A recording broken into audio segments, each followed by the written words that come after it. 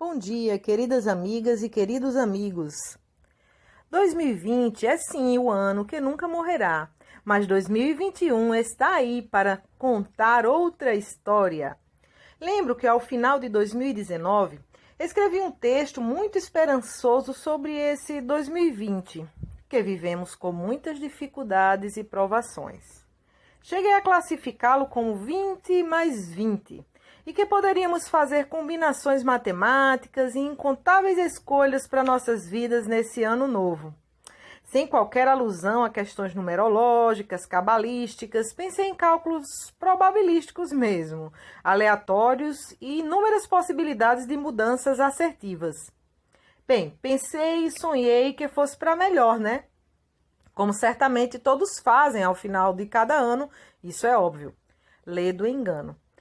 Escrevi algumas páginas com um espírito de alegria e até ilustrei a matéria com a imagem registrada por um fotógrafo holandês que havia ganhado um prêmio no ano de 2019 por tamanha beleza registrada em suas lentes. Era a fotografia de um pequeno esquilo sorvendo, com ares de imensa tranquilidade, uma bela flor amarela. Naquele momento, jamais imaginaria o que se avizinhava à história da humanidade. Talvez uma das mais aterradoras condições que enfrentamos coletivamente nos últimos tempos, pelo menos no tempo em que eu habito este planeta, né? Hoje vejo que talvez aquela imagem do esquilo cheirando a flor possa até ser tomada como uma metáfora do ano de 2020. Tempo em que mal podemos nos aproximar uns dos outros por meio de um abraço, de um beijo, de um cheiro gostoso no pescoço, no rosto, nas mãos. Talvez seja uma metáfora para o uso inevitável da máscara, para a proteção coletiva. Possivelmente uma metáfora para a perda do olfato e do paladar, um dos principais sintomas provenientes dessa terrível doença Covid-19. Que nos trouxe muito sofrimento, isolamento, luto e dores em todas as partes dessa terra. Muitas coisas podem ser tiradas desse evento estranho e inesperado. Poderíamos pensar em tantos enfoques para uma reflexão de fim de ano, um ano adverso que certamente jamais sairá das nossas memórias. Veja os sentimentos compartilhados pelos nossos pequeninos, que presenciam as fragilidades humanas já desde tão cedo. Presenciam e olham para as enfermidades da sociedade, de suas famílias até as perdas incontáveis e as incertezas, vulnerabilidades e dores enfrentadas por nossos idosos, por todas as nossas famílias da terra. Ó ano ingrato, ó quanto choro e luto!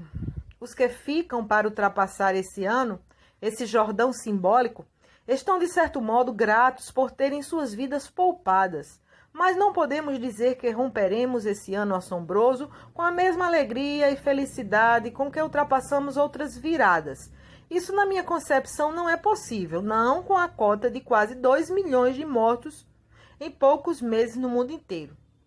E no nosso país, ocupando o ranking de 10% desse total. Lembrando que esses são os números oficiais, viu? Os reais, ninguém está tendo acesso ao certo.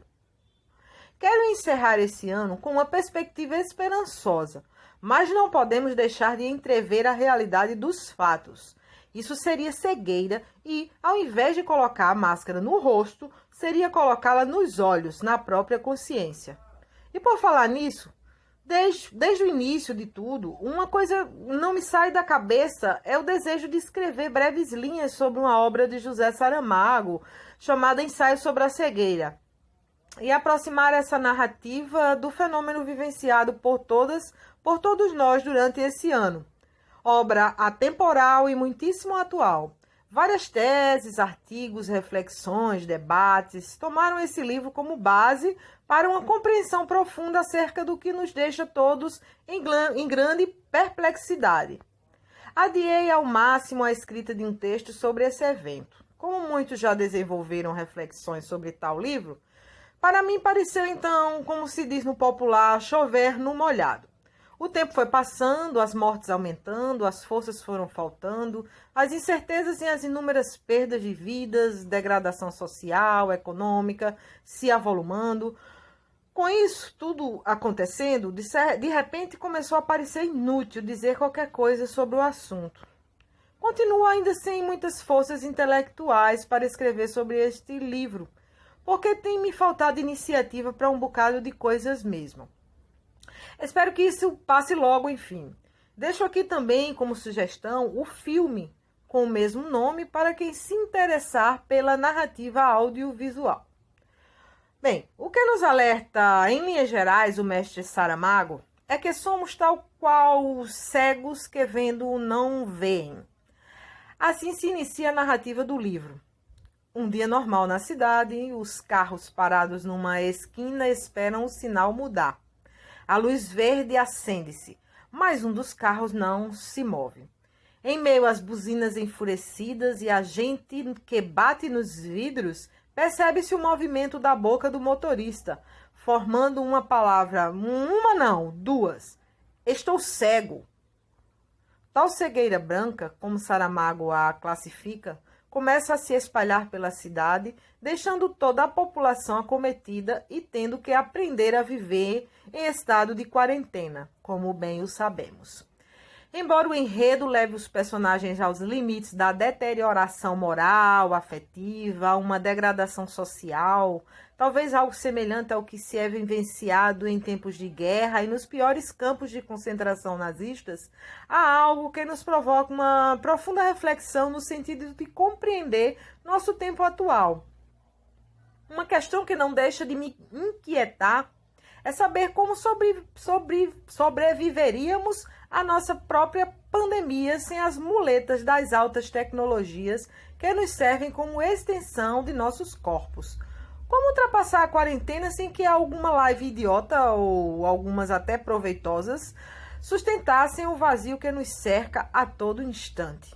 No livro, os personagens não têm esse mecanismo e suas pulsões são levadas ao extremo, numa necessidade selvagem de sobreviver, mesmo que para isso fosse necessário ultrapassar determinados limites morais e éticos da convivência coletiva. Muito se fala que o mundo mudará depois dessa pandemia que estamos a atravessar. Mas em que sentido isso acontecerá? Alguns creem em uma nova era de solidariedade, força coletiva, de construção de valores mais éticos e centrados no outro, como força maior das trocas contemporâneas. Ora, que coletividade é esta que se ancora no artifício das mídias sociais para se manter suportando a própria existência, o vazio que é estar cada um consigo mesmo? E por isto mesmo nos lançamos cegos nos meios digitais e nos outros seres até, muitas vezes sem nem poder conhecer a verdadeira face deste outro, com O maiúsculo. E isto nem é metáfora para a máscara social transfigurada em máscara real. É um chamado para uma reflexão que chega a me incomodar a consciência só em tentar me reconhecer dentro desse novo normal, entre aspas, que muitos repetem sem nem pensar no verdadeiro peso de todo esse contexto histórico. Me cansa ler tantas coisas e até mesmo escrever também esse texto sobre isso. Estaríamos vivendo um roteiro de um filme de ficção científica? Muitos se perguntam até. Não sei. Mesmo que por diversos momentos eu tenha experimentado a sensação de que tudo não passa de um pesadelo, de uma estranha dissociação da realidade, fui me dando conta de que tudo é muito, muito real. Uma realidade sem fuga. Só para encerrar esse texto chato e longo até, com uma perspectiva mais confiante, mais contente, lembrei-me agora de Thomas Edison, que tentou mais de 100 formas de fazer a lâmpada elétrica incandescente, até que conseguiu, por meio de perseverança e muito empenho, engenhosidade e espírito científico. O feito que nos ajuda a não sucumbir atualmente às profundezas trevosas como os cegos de Saramago. Quando perguntado o que o levou a tanta perseverança, ele respondeu que apenas tinha encontrado 100 maneiras de como não criar a lâmpada elétrica, 100 maneiras que não funcionavam. Incrível, não é? Percebam que tudo é uma questão de visão e de como o observador compreende os fatos. Não tem como querer que as coisas sejam estanques. E todo um cenário social caótico e ainda obscuro para todos nós tem fim assim como num piscar de olhos. Cada dia enfrentamos obstáculos maiores, novos cenários se criam, a ciência se mantém na linha de frente, embora haja muitos interesses econômicos e políticos envolvidos no meio de todo esse caos e nos bastidores, como eu sempre digo, os ratos nunca param de roer. Muitos se ancoram na fé, em explicações esdrúxulas para muitas coisas, mas não podemos negar que a fé é uma pólvora interessante de sustentação da força coletiva e vem mantendo muita gente de pé em diversos tempos de crise durante todo o percurso da história humana nesse mundo. O problema é que esse mecanismo também cega e pode ser perigoso e servir para interesses tão nocivos quanto esse vírus. Mas entendam, quando falo em fé, não quero nem me referir a algo exterior, a nós mesmos, mas em algo que possibilita ao indivíduo se construir enquanto ser, de dentro para fora. Quando tudo o que se vê são estilhaços de tempos de crise como estes. Sim, só para não negar o óbvio, 2021 será um ano de muito desafio que exigirá mais e mais de nós, tanto individual quanto coletivamente, repercussões sociais, políticas, econômicas, mudanças na estrutura do sistema de saúde pública, desafios ainda maiores para a ciência, para a educação e tantas outras questões que estão nas entrelinhas de todo o organismo social. Mas se tem uma coisa que a humanidade tem provado, é que é uma espécie resiliente, resistente, revolucionária e que, por meio do bom uso da razão, vencerá e poderá superar mais essa crise que se instalou em nossos caminhos. Ainda não vencemos o vírus. Ainda não temos qualquer certeza sobre a especulação e as reações da vacina definitiva em nosso corpo. Eu espero sinceramente que estejamos trilhando o caminho certo. E que se não for este, que tão logo possamos achar os trilhos desse túnel estreito em que fomos lançados juntamente, embora separados. Talvez esta tenha sido uma estratégia nefasta do coronavírus para nos desarticular, nos enfraquecer e pouco a pouco nos banir de vez da face desse planeta. Mas resistimos e estamos juntos nessa. Os que vivem para celebrar a chegada de mais um ano na linha de frente dessa batalha, os que se foram nos contam a história da maior de nossas certezas, do inadiável, do inevitável, no estilo de um dos mais belos versos um dia já escritos por Fernando Pessoa. A única conclusão é morrer. O que fica de tudo isso é que a união, a perseverança, a responsabilidade social podem muito em seus efeitos, podem nos levar a uma vitória parcial em meio a tantas outras lutas, apesar de sabermos que o mundo jamais será de fato o mesmo, que as relações humanas sofrerão grandes mutações, mudanças estas talvez já iniciadas até mesmo antes desse momento de pandemia. A sociedade, como era, não existirá jamais, mas esperemos que ela venha a ser um organismo um pouco melhor, muito mais responsável, muito mais consciente de que com a natureza não se pode brincar, que não podemos descartar na terra nossas mazelas e achar que colheremos bons frutos de tudo isso. Esperemos aquilo que vimos no belo filme chamado Na Natureza Selvagem. A felicidade só é real quando é compartilhada. O que está fora disso é ilusão, mentira e falta de sabedoria. Digo isso por experiência própria. Sei como é ultrapassar os limites da quarentena vivenciada hoje por todos, pois já a enfrento há longos 5 anos. Mas isso é enredo para outra história de vida e resistência.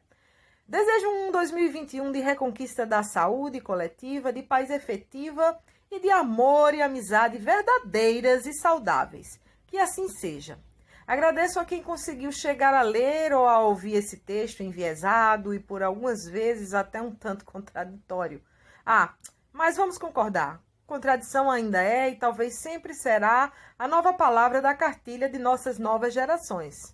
Agradeço a todas e a todos que estiveram de um modo ou de outro comigo nesse ano. Estranho, complexo e inesquecível. Espero que me desculpem as angústias, as ausências, os altos e baixos e as loucuras compartilhadas. Talvez estas últimas tenham sido as melhores de viver. Que 2021 seja um ano possível para toda a gente. E assim será. Texto e narração, Viviane Marques. Obrigada por ouvir.